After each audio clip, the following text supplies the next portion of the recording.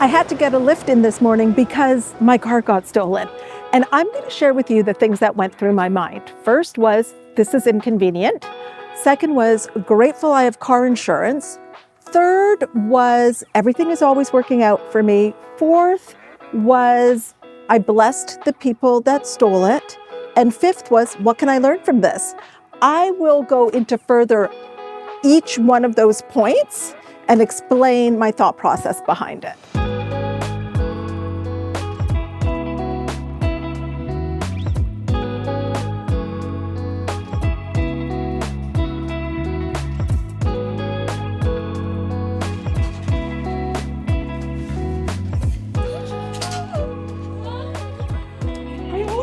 Back and like we're always so lucky.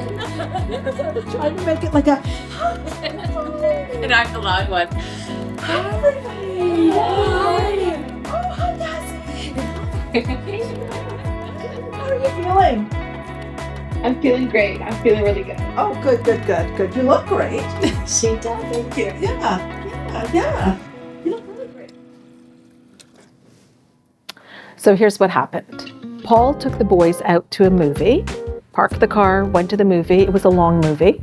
And when he came out, it was around like 10 o'clock at night, and he gave me a call. He said, our car's been stolen. Now, the next day, I had to go into the country about an hour and a half away, and I was always planning on driving. And my initial thought was, that's inconvenient. Then I phoned somebody that we use as a driver. His name is Khan. He's the best. I phoned him, I texted him, like, Khan, can you take me tomorrow morning? It's about an hour and a half away. He's like, yes, no problem. So that all worked out.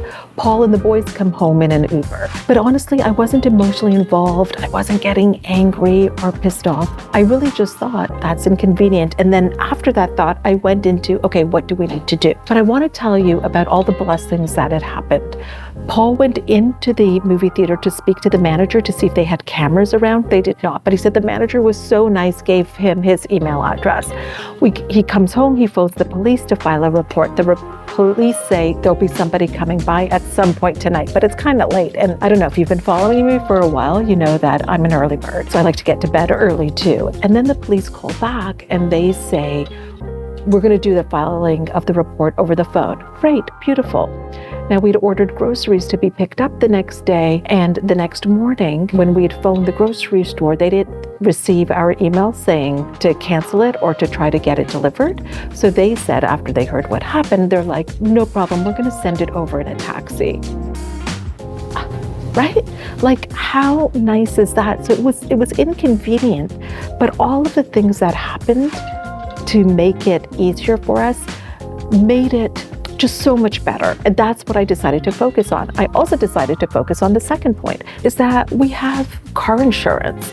And Paul was saying when he spoke to the woman that had answered and told her about it, she was like, oh my gosh, I'm so sorry, because there was an uptick in stolen vehicles. And this had happened twice. I actually felt bad. I was like, oh, I feel so bad for the car insurance people that we have to call them. But this is kind of why you have car insurance.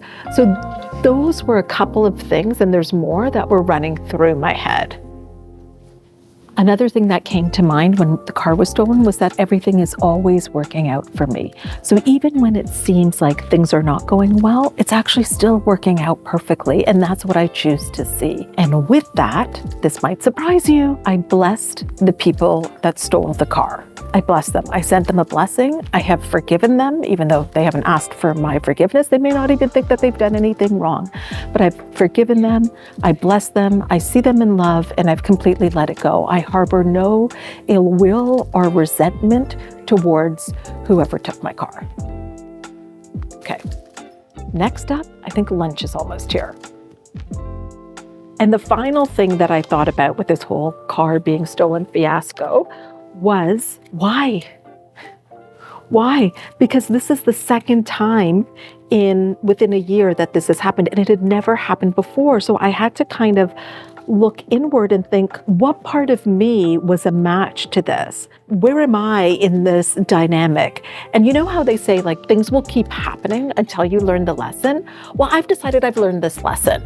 I don't need the next car to be stolen. Yes, I bless the people. I wish everybody well. Yes, everything is always working out for me. All of that. But I'm ready to just accept it, learn my lesson, whatever that is. I'll learn it unconsciously and not have my next car stolen. There we go.